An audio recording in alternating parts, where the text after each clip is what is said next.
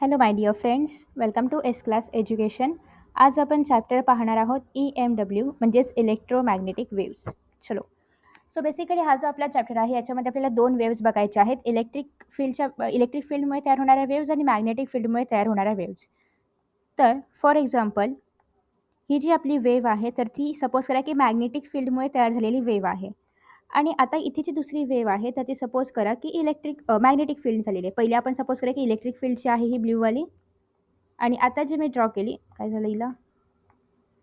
ही जी आहे तर ती इलेक्ट्रिक फील्डची आहे सपोज करा. आणि आता जी मी ऑरेंज कलरमध्ये ड्रॉ केली तर ती आहे मॅग्नेटिक फील्डमुळे तयार झालेली वेव्ह. सो बेसिकली तुम्ही जर या ठिकाणी पाहिलं तर ह्या दोन्ही वेव्स कशा आहेत, एक दुसऱ्याला परपेंडिक्युलर आहेत, राईट. मग त्याच्यामुळेच जेव्हा या दोन्ही वेव्स एकत्र ट्रॅव्हल होतात तेव्हा त्याला आपण म्हणतो इलेक्ट्रोमॅग्नेटिक वेव्स.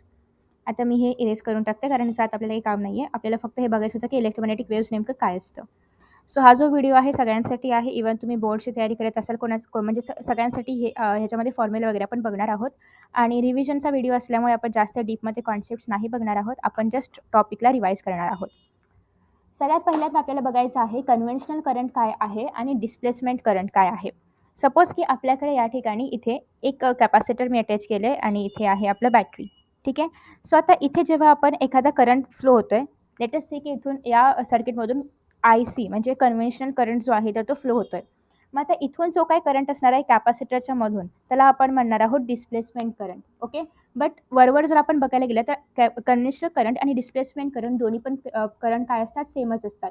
सो कॅपॅसिटरच्या आतमध्ये जे काही करंट डिफ्लेक्शन कॅपॅसिटरच्या आतमध्ये म्हणजे याच्या आतमध्ये हे कॅपॅसिटर आहे ना. सो कॅपॅसिटरच्या आतमध्ये जे काही आपल्याला करंटमध्ये डिफ्लेक्शन बघायला मिळेल म्हणजे वर खाली चढ उतार जे पण करंटमध्ये बघायला मिळेल त्याच्यामुळेच आपल्याला कॅपॅसिटरच्या आतमध्ये सुद्धा मॅग्नेटिक फील्ड प्रेझेंट आहे हे याचे एक एव्हिडन्सेस मिळालेले आहेत की त्याच्या आतमध्ये मॅग्नेटिक फील्ड प्रेझेंट आहे. तर ओके. आणि जेव्हा मॅग्नेटिक फील्डमध्ये काहीतरी बदल होतो तेव्हा त्याच्यामुळे इलेक्ट्रिक फील्ड प्रोड्यूस होते किंवा वाईस वर्सा. इलेक्ट्रिक फील्ड प्रोड्यूस होते तेव्हा तिथे मॅग्नेटिक फील्ड सुद्धा प्रोड्यूस होतेच. ठीक आहे. सो हे दोन्ही फिनॉमिना कसे आहेत, वाईस वर्सा आहेत. आता आपल्याला काही रूल्स पाहायचे आहेत. त्याच्या आधी आपण डिस्प्लेसमेंट करंटचा एक फॉर्म्युला बघून घेऊया की आपण डिस्प्लेसमेंट करंट कसा फाइंड आउट करतो. तर बेसिकली डिस्प्लेसमेंट करंट म्हणजेच ID is equal to change in flux produce due to electric field with respect to time. हे महत्त्वाचं आहे ते की change in flux produce due to electric field, magnetic field नाही electric field. Okay. So displacement current is equal to epsilon naught change in flux due to electric field with respect to time. So हा झाला आपला formula, तो म्हणजे displacement करंटचा. ह्याला जर आपण छानसा डब्बा करूया, डब्यात टाकूया. डब्बा येत नाही आहे पण अच्छा आला आहे का? ओके, आला आहे. जेणेकरून तुम्हाला हवं तर परत तुम्ही या नोट्स रीड करताना तुम्हाला कळेल की हा इम्पॉर्टंट फॉर्म्युला आहे. आता आफ्टर दॅट नेक्स्ट आपण बघणार आहोत काही रूल्स जे की तुम्हाला चॅप्टरच्या सुरुवातीला दिलेले आहेत. ते म्हणजे मॅक्सवेलचे इक्वेशन. त्याच्या आधी आपण सगळ्यात पहिल्यांदा जिथून याची सुरुवात झाली म्हणजे लाईन वाईज आपण सगळे काही रूल्स किंवा लॉज जे आहेत तर ते बघणार आहोत. सगळ्यात पहिल्यांदा गॉसने लॉ दिला होता तो म्हणजे इलेक्ट्रोस्टॅटिक्सचा. गॉसचा लॉ होता कोणता? इलेक्ट्रोस्टॅटिक्सचा. As per the Gauss integral multiple of electric field passing through a particular area. म्हणजे एक सपोज की आपल्याकडे असं एक कुठला तरी एक आर्बिटरी ऑब्जेक्ट आहे आणि हा एवढूसा एरिया आहे. म्हणजे असं सपोज करा की डिस्क लाईक हा ऑब्जेक्ट आहे आणि त्याच्यामध्ये मी थोडासा होल केला आहे. तर या एरियामधून किंवा या पर्टिक्युलर होलमधून किती इलेक्ट्रिक फील्ड पास आउट होते याचं इक्वेशन कोणी दिलं होतं? गॉसने इलेक्ट्रोस्टॅटिक्सच्या ह्याच्यामध्ये. आणि हे इक्वल टू असणार आहे Q by epsilon not, charge passing through त्या पर्टिक्युलर होल किंवा ते particular area divided by epsilon not. आता हे झालं गॉस. आफ्टर दॅट नेक्स्ट आहे गॉसने अजून एक दिला होता, हे तर इलेक्ट्रोस्टॅटिक्सचा लॉ होता. त्याने मॅग्नेटिझमचा पण एक लॉ दिला होता किंवा एक रूल दिला होता, काहीतरी आपण त्याला म्हणू शकतो मॅग्नेटिझम. त्याने याच्यामध्ये पण हे सांगितलं होतं की magnetic field pass through a particular area. Okay. Magnetic field pass through a particular area. आता हे इक्वल टू असणार म्हणजे हे त्याने सांगितलं होतं की जर एका बंद म्हणजे सपोज की हा बंद एरिया आहे याच्यामधून जर मॅग्नेटिक फील्ड पास आउट होत असणार आहे तर ते इज इक्वल टू असणार आहे 0. ठीक आहे. आफ्टर दॅट थर्ड पॉईंट हां थर्ड पॉईंटमध्ये आपण घेणार आहोत फेराडेचं लॉ. सगळ्यांना माहिती असेल फेराडेने इलेक्ट्रोमॅग्नेटिक इंडक्शनवरती काम केलं होतं. So EMI stands for electromagnetic induction. So as per Faraday electric field passing through the particular given area किंवा लेंथ इज इक्वल टू असणार आहे change in flux divided with respect to time. Change in flux with respect to time. पण कोणाचा flux? Magnetic फील्डचा flux. ठीक आहे. Change in flux of magnetic field with respect to time, हे important आहे, magnetic फील्डचा flux. After that next fourth one. आता fourth one काय आहे, ज्याच्यावरती आपला हा पूर्ण चॅप्टर आहे, that is Maxwell Ampere's. Maxwell Ampere's circuit law. तर यांच्या लॉनुसार की magnetic field through a particular length is equal to epsilon naught. आपलं जे इंड्युस्ड करंट आहे ना, तर एप्सिलॉन नॉट नाही, सॉरी, न्यू नॉट. आपलं जे इंड्युस्ड करंट आहे त्याच्यासारखं तोच हा फॉर्म्युला आहे. तर यांचं म्हणणं काय आहे, conventional current plus displacement current. Okay. Maxwell Ampere's लॉनुसार एखाद्या मॅग्नेटिक किंवा एखाद्या एरियामधून किती मॅग्नेटिक फील्ड पास आउट होते ते इक्वल असणार आहे mu naught in bracket conventional current plus displacement current. आता डिस्प्लेसमेंट करंटचं फॉर्म्युला आपल्याला माहिती आहे, epsilon naught D phi electric field divided by with respect to time. ठीक आहे. सो हा ॲक्च्युली आपला फॉर्म्युला आहे. I C plus I D दोन्ही पण करंट्सला आपण इथे ॲड करतो. I C stands for conventional current, I D stands for displacement current. Displacement करंटचा फॉर्म्युला आपण इथे बघितला होता आणि इथे मी सांगितलं होतं की आपण इलेक्ट्रिक फील्ड घेतो आणि या ठिकाणी आपण मॅग्नेटिक फील्डचा फ्लक्स घेतो. ठीक आहे. सो हे दोन डिफरन्सेस लक्षात ठेवा, कारण तुम्हाला एक्झाममध्ये अशाच फॉर्म्युलांमध्ये कन्फ्यूज केलं जातं, कारण हा चॅप्टर खूप इझी आहे, त्याच्यामुळे तुम्हाला असे कुठून तरी म्हणजे असं कन्फ्युजिंग क्वेश्चन्स येऊ शकतात. आता डिस्प्लेसमेंट करंटचा जो काही आपण फॉर्म्युला काढलेला आहे, त्याला जर तुम्हाला अजून थोडंसं मॉडिफाय करायचं असेल तर आपण कशा पद्धतीने त्याला अजून मॉडिफाय करू शकतो, कारण हा आता झाला जनरल फॉर्म्युला, पण असं नाही जनरल फॉर्म्युलातीच क्वेश्चन येऊ शकतो, अजून याच्यामध्ये क्वेश्चन ट्विस्टसुद्धा केला जाऊ शकतो. मग कसा ट्विस्ट केला जाईल, तर आता या ठिकाणी एप्सिलॉन नॉट आपण आहे असं ठेवूया आणि change in flux due to electric field याला आपण कसं लिहू शकतो, ई ए. ओके. ओके, असं आपण लिहू शकतो या ठिकाणी epsilon naught A D E multiply by x. आता इथे जो एक्स घेतला तो मी बाहेरून आणला आहे, म्हणजे इथे जस्ट फॉर मल्टिप्लिकेशनच्या पर्पजसाठी आणलेला आहे आणि multiply by D D D T आपल्या खाली आहे त्याचप्रमाणे. ठीक आहे. ॲक्च्युली हे ए इंटू व्ही झालं होतं, सो मी त्या व्हीला या ठिकाणी थोडंसं अरेंज केलं. आता आफ्टर दॅट नेक्स्ट आहे, याला आपण अजून A epsilon naught E dot D X. आता या ठिकाणी epsilon naught A by X हा जो आपला कॅपॅसिटरचा फॉर्म्युला आहे, तर इथे आपण सी लिहू शकतो कॅपॅसिटरचा फॉर्म्युला आणि एवढा सगळा असा तयार होईल. एक्सला मी इथे लिहिते. ॲक्च्युली आपल्या फॉर्म्युला डी असतं, मी या ठिकाणी एक्स घेतला आहे, म्हणजे डिस्टन्स स्पेसिफिकली डी किंवा एक्स काही पण चालतं. सो आता या ठिकाणी ई इंटू एक्स काय असतं, म्हणजे हे electric field multiply by distance काय असतं, दॅट इज आपलं व्ही व्होल्टेज, सॉरी व्होल्टेज नाही, पोटेन्शियल, इलेक्ट्रिक पोटेन्शियल. सो या ठिकाणी येणार आहे capacitor multiply by change in potential divided by time जे आहे ते आहे असं. सो हा अजून एक फॉर्म्युला तयार झाला. आता या ठिकाणी सी इंटू पोटेन्शियल जेव्हा आपण मल्टिप्लाय करतो तर तेव्हा आपल्याला काय मिळतं, चार्ज मिळतो. आपला जो पोटेन्शियलचा फॉर्म्युला आहे ना, C is equal to Q by V, तर मी या दोघांना मल्टिप्लाय केलं, मला काय मिळणार, या ठिकाणी चार्ज मिळेल. So change in charge with respect to time म्हणजेच काय मिळालं, करंट. याचा अर्थ आपण हे प्रूफ केलं की कन्व्हेन्शनल करंट आणि डिस्प्लेसमेंट करंट दोन्ही कसं आहे, सेम आहे. कन्व्हेन्शनल करंट म्हणजे काय, चार्ज पर युनिट टाईम किंवा change in charge per unit time, आणि इथे पण डिस्प्लेसमेंट करंटमध्ये पण अल्टिमेटली तोच फॉर्म्युलाला आपण चेंज करत गेलो किंवा वेगवेगळी रूपं लिहित गेलो आणि अल्टिमेटली आपल्याला तोच फॉर्म्युला मिळाला. सो आता आपण जे आतापर्यंत म्हणतोय EMW, तर बेसिकली इलेक्ट्रोमॅग्नेटिक वेव्स कसे तयार होतात किंवा सोर्स काय आहे.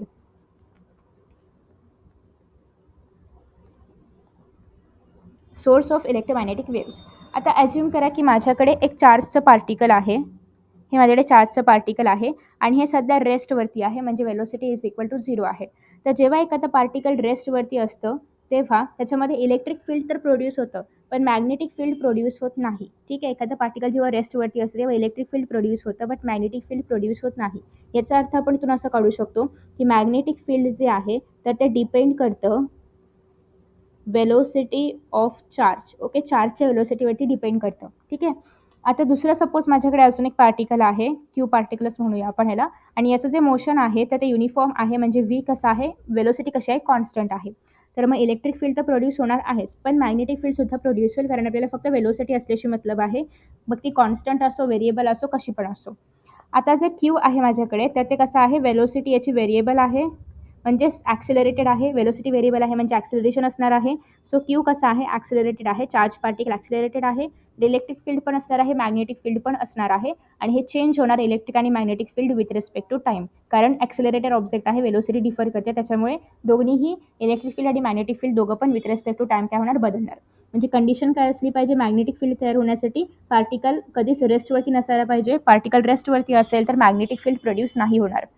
आता EM वेव्हची डिरेक्शन आपण कसं देतो, सपोज की EM वेव्ह आहे, आपण मगाशीच बघितलं की EM वेव्ह काय असतं, इलेक्ट्रिक फील्ड आणि मॅग्नेटिक फील्डच्या वेव्ह एक दुसऱ्याला परपेंडिक्युलर असतात. मग जर आपल्याला EM वेव्हची डिरेक्शन पाहिजे असेल तर आपण काय करतो, electric field multiply by magnetic field यांचे डिरेक्शन जेव्हा आपण मल्टिप्लाय करू तेव्हा आपल्याला EMWची म्हणजेच EM वेव्हची डिरेक्शन मिळणार आहे. EM वेव्ह जी आहे एक प्रकारची ट्रान्सवर्स वेव्ह आहे, म्हणून आपण ती अशी दाखवली होती मगाशी, याला आपण काय म्हणतो, ट्रान्सवर्स वेव्ह, आणि त्या दोघी एकमेकांना कशा आहेत, परपेंडिक्युलर आहेत. सो हे झाले कॅरेक्टरिस्टिक्स EM वेव्सचे. आता नेक्स्ट आहे EM वेव्हमध्ये ई आणि बी अर्थात सेम फेजमध्ये असतं, आपण डायग्राममध्ये बघितलेलं आहे. आपण जेव्हा इथे EY लिहितो म्हणजे वाय डिरेक्शनमध्ये असणार तेव्हा, तर E0 sine omega t minus k x म्हणजे पॉझिटिव्ह एक्स ॲक्सिसकडे, आणि epsilon naught sine omega t plus k x म्हणजे निगेटिव्ह एक्सकडे. सो आय होप की तुम्हाला सगळ्यांना माहिती आहे, ते जर निगेटिव्ह असेल तर पॉझिटिव्ह एक्सकडे वेव्ह जात असते आणि ते पॉझिटिव्ह असेल तर निगेटिव्ह एक्सकडे वेव्ह जात असते. आता जर आपल्याला EMW किंवा EM वेव्हची स्पीड फाइंड आउट करायची आहे, ओके, जर आपल्याला स्पीड फाइंड आउट करायची आहे तर आपण काय करणार, स्पीड V घेते मी स्पीडला, okay, speed is equal to E0 by B0. Okay, E0 म्हणजेच काय, ERMS लिहूया नॉटपेक्षा, आणि या ठिकाणी BRMS, okay, root mean square value, okay, E0ची E root mean square value divided by B root mean square value. Okay, आता E root mean square value आपण कशी काढतो, आपल्याकडे जे E0 असतं ना, इथे आपण कसं घेतलं होतं, हे जे E0 आहे हे E0 डिवायडेड बाय 2 केले की तुम्हाला या ठिकाणी ERMSची व्हॅल्यू मिळते, किंवा ERMSची व्हॅल्यू म्हणजेच काय, ही व्हॅल्यू, ओके, इक्वेशनमधली जी ही व्हॅल्यू आहे त्यालाच आपण ERMS म्हणतो. किंवा तुम्हाला जर ERMS फाइंड आउट करायचं असेल तर E0 म्हणजे peak value divided by root 2 करायचं, तुम्हाला ERMSची व्हॅल्यू मिळते. So V is equal to ERMS by BRMS, that is magnetic field RMS. किंवा अंडररूटमध्ये न्यू यू आणि ॲप्सिलन, ओके, ॲप्सिलन म्हणजे हे आपण ॲप्सिलन कसं काढतो, जेव्हा तुम्ही epsilon naught multiply by epsilon r कराल, म्हणजे मीडियममधला epsilon multiply by absolute epsilon naught जेव्हा तुम्ही कराल, किंवा मीडियममधला permittivity multiply by permittivity r जेव्हा तुम्ही कराल, तेव्हा तुम्हाला या व्हॅल्यूज मिळतात. ओके, चलो, आफ्टर दॅट नेक्स्ट आहे, जर तुम्हाला हे झालं मीडियममध्ये, पण तुम्हाला जर व्हॅक्यूममध्ये स्पीड फाइंड आउट करायची असेल, इथे लिहिते हवं तर मीडियम, पण तुम्हाला जर व्हॅक्यूममध्ये EM वेव्हची स्पीड फाइंड आउट करायची असेल, vacuum WCW whatever, okay, so C is equal to, C म्हणजेच व्हॅक्यूममधला स्पीड इज इक्वल टू अंडररूटमध्ये ॲप्सिलॉन नॉट E0, कारण मीडियम नाही आहे त्याच्यामुळे आपल्याला न्यू आर ER घ्यायची गरजच नाही आहे. सो याची स्पीड किती असते, लाईटच्या स्पीड एवढीच 10⁸ मीटर पर सेकंड. ओके, आपली जी वेलोसिटी आहे या वेव्सची, तर ती डिपेंड करते रिफ्लेक्टिव्ह इंडेक्सवरती आणि इन्व्हर्सली डिपेंड करते. So it is inversely proportional to the reflective index. Reflective index तुम्ही कोणत्याही साईनने दाखवू शकता, मी इथे N साईनने दाखवलेला आहे. Okay, so after that next आता आपण बघूया की जी वेव्ह आहे तिची फ्रिक्वेन्सी वगैरे आपण कसं लिहायचं. इवन तर तुम्हाला हे वेव्ह ऑप्टिक्स किंवा सुपरपोजिशन ऑफ वेव्समध्ये पण बघायला मिळालं असेल, आपण ते पुन्हा बघूया. तर स्पेसिफिकली आपण जी वेव्ह आहे तर ती कशी रिप्रेझेंट करतो, सपोज की मॅग्नेटिक फील्डची वेव्ह आहे, तर BY जी की वाय डिरेक्शनमध्ये आहे, B0 sign omega t minus k x. Okay, आता सपोज की मला ही जी वेव्ह आहे या वेव्हची फ्रिक्वेन्सी लिहायची आहे. फ्रिक्वेन्सी असं दाखवूया आपण, कोणताही सिम्बॉल तुम्ही वापरू शकता. तर फ्रिक्वेन्सी काय येणार आहे, न्यू बाय 2π, सॉरी हे omega by 2π. Okay, frequency is equal to omega by 2π. जर वेव्हलेंथ काढायची असेल तर वेव्हलेंथला आपण कोणता पण सिम्बॉल घ्या तुम्ही, लॅम्बडा 2π बाय के. ओके, कारण k is equal to 2π by lambda असं आपण के कॉन्स्टंटसाठी वापरतो, आणि जर आपल्याला लॅम्बडा किंवा वेव्हलेंथ काढायची असेल तर ह्याला जस्ट मी इकडून तिकडे शिफ्ट केलं. ओके, आफ्टर दॅट नेक्स्ट आहे स्पीड ऑफ लाईट काढायची असेल तर speed of wave, speed of light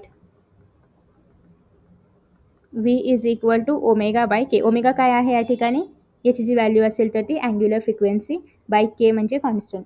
okay, so म्हणजे याचा अर्थ आपण एक रिलेशन फाइंड आउट करू शकतो, V is equal to omega by K is equal to frequency into lambda. Okay, frequency into wavelength, कारण V is equal to frequency into wavelength हे तुम्ही म्हणजे बरंच आधीपासून शिकत आलेला आहात. आता इथे फक्त आपण ओमेगा बाय के हे एक नवीन फॉर्म्युला बघितला. सो हे झाले आपले सगळे फॉर्म्युले स्पेसिफिकली फॉर दी वेव्स. आता आपल्याला जर ॲव्हरेज इंटेन्सिटी वगैरे फाइंड आउट करायची आहे, म्हणजे आपल्याकडे 2 वेव्ज आहेत आणि त्याची जर आपल्याला ॲव्हरेज इंटेन्सिटी वगैरे फाइंड आउट करायची असेल, तर त्यासाठी आपण काय करणार आहोत, I average is equal to, किंवा याला आपण एनर्जीसुद्धा म्हणतो, एनर्जी घेऊया, ठीक आहे, एनर्जी डेन्सिटी घेऊया. कलर थोडासा बदलूया कारण त्याच्यापेक्षा वेगळा टॉपिक आहे. Energy density. ओके, आता एनर्जी डेन्सिटी म्हणजे काय, energy by volume. Okay, so energy density specifically जर मॅग्नेटिक वेव्सची असेल तर B not square by 2 mu not, आणि जर इलेक्ट्रिक वेव्हची असेल तर त्यासाठी आपण घेणार आहोत half epsilon not E raise to 2, E not raise to 2, आणि ते ई नॉट म्हणजे काय, ERMS व्हॅल्यू. तर अशा पद्धतीने हे आहे average density of EM waves. आता नेक्स्ट आहे इंटेन्सिटी. वेव्सची जी काही इंटेन्सिटी आहे आणि पॉवर यांच्यामध्ये एक रिलेशन आहे. इधर लिखे हम. ओके, सो इंटेन्सिटी आणि पॉवर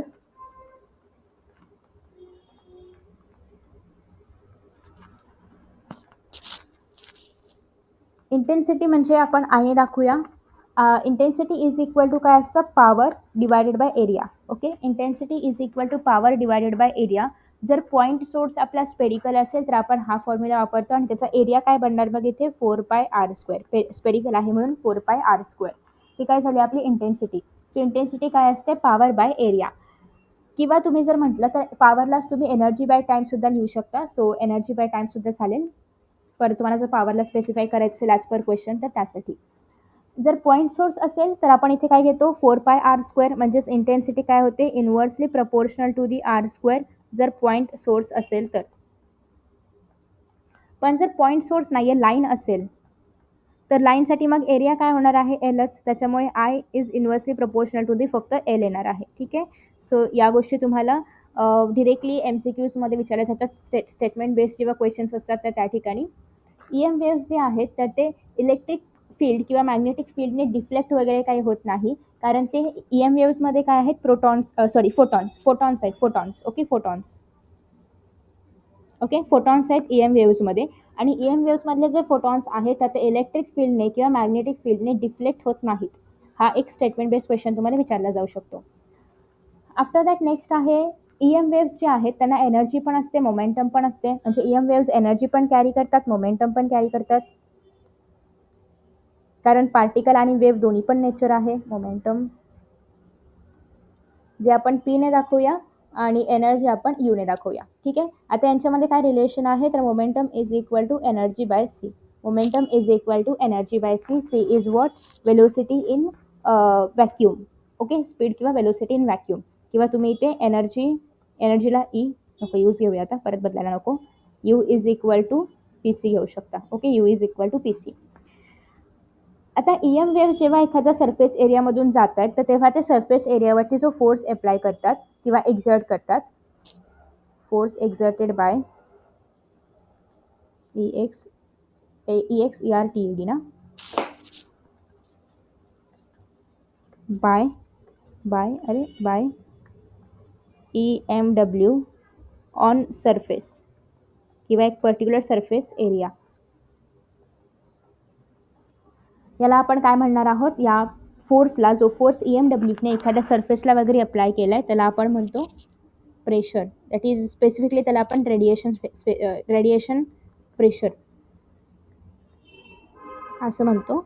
आणि हे जे रेडिएशन प्रेशर आहे आपण अगेन Pनेच डिनोट करतो. आता याच्यामध्ये पण 2 प्रकार आहेत. काय बरं प्रकार आहेत, की जर सरफेसने हे जे रेडिएशन्स आहेत, रेडिएशन प्रेशरवरती येणारे EMWचे, ते जर ॲब्झॉर्ब केले तर मग P इज इक्वल टू असणार आहे इंटेन्सिटी बाय C. आणि जर हे जे सरफेस आहे त्याने जर हे रेडिएशन्स रिफ्लेक्ट केले, म्हणजे ॲब्झॉर्ब नाही केले, रिफ्लेक्ट केले, तर या ठिकाणी P इज इक्वल टू असणार आहे 2I/C. रिफ्लेक्ट म्हणजे आले आणि गेले ना, so that's why 2I/C. Okay, so हे 2 कंडिशन्स आहेत इंटेन्सिटी आणि पॉवर या टॉपिकमध्ये. त्याच्यानंतर नेक्स्ट आहे EM वेव्स जे आहेत तर ते स्पेक्ट्रम तयार करतात, ज्याला आपण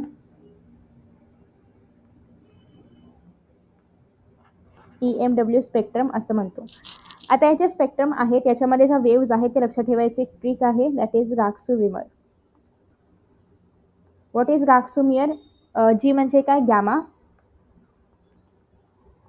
गॅमा वेव्ज. त्याच्यानंतर आहे ए गाक्सू फिमर, एक्स रे, ए काय नाही आहे, U V radiation, V visible, M microwave, R radio wave. Okay, so ही आहे याची ट्रिक. ठीक आहे. सो आता हे गाक्सू विमर हा तुम्ही एक वर्ड लक्षात ठेवा जेणेकरून तुम्हाला सगळ्याच क्वेश्चन्स पुढचे सॉल्व्ह करता येतील. आता याच्यावरती कसं होतं की इथून इथपर्यंत जाताना म्हणजे जी पासून आर पर्यंत जाताना जी वेव्हलेंथ आहे लॅम्बडाने रिप्रेझेंट करूया आपण, तर ती इन्क्रीज होते आणि जी फ्रिक्वेन्सी आहे ती डिक्रीज होते. As you all know frequency आणि वेव्हलेंथ इन्व्हर्सली प्रपोर्शनल आहेत. सो गॅमा रेसपासून रेडिओ वेव्सपर्यंत जाईपर्यंत जी वेव्हलेंथ आहे ती इन्क्रीज होते, बट फ्रिक्वेन्सी जी आहे ती डिक्रीज होते. अजून तुम्हाला विचारलं जातं की जे रेडिओ वेव्स आहेत तर ते फक्त आणि फक्त ॲक्सिलरेटेड मोशन ऑफ क्यू म्हणजे चार्जच्या ॲक्सिलरेटेड मोशनपासूनच तयार होतात कोणते, रेडिओ वेव्स.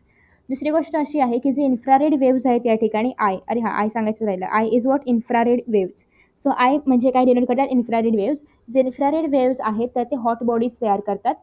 एक्सरेजची जी फ्रिक्वेन्सी आहे ती तुम्हाला बऱ्याचदा विचारली जाते, इवन दो कम्युनिकेशनवाला चॅप्टर नाही पण तरीसुद्धा 10⁻16 to 10⁻21 हर्ट्स एवढी याची फ्रिक्वेन्सी आहे. पर्टिक्युलर एक्सरेची विचारली जाते. आणि ज्याची वेव्हलेंथ आहे तर ती आहे 10⁻⁻9 म्हणजे नॅनोमीटर. ओके, 10⁻⁹ to 10⁻9 आणि 4 13 -13 मीटर एवढी त्याची आहे वेव्हलेंथ. सो अशा पद्धतीने हे आहे एक्सरेज. अजून एक क्वेश्चन येतो ते म्हणजे सगळ्यात जास्त पेनिट्रेशन पॉवर कोणाची असते, तर गॅमाची सगळ्यात जास्त पेनिट्रेशन पॉवर आहे. ओके, एखाद्या सर्फेसच्या आतमध्ये गॅमा खूप फास्ट पेनिट्रेट म्हणजे घुसू शकते. ठीक आहे. सो जर कंप्लीट सायकल वगैरे केली असेल, ओके म्हणजे कंप्लीट सायकल केली असेल वेव्सने, तर तिथे ॲव्हरेज व्हॅल्यू जी असणार आहे मॅग्नेटिक फील्ड आणि इलेक्ट्रिक फील्डची तर ती 0 होते. लाईक कंप्लीट सायकल म्हणजे कसं, सपोज की वेव्स अशा चाललेल्या आहेत आणि ही काय झाली, एक कंप्लीट सायकल झाली. ओके, ह्याला आपण काय म्हणतोय, कंप्लीट सायकल. तर या ठिकाणी या कंप्लीट सायकलमध्ये तुम्ही जर पाहिलं तर इलेक्ट्रिक फील्डची आणि फक्त मॅग्नेटिक फील्डची व्हॅल्यू ही 0 असणार आहे.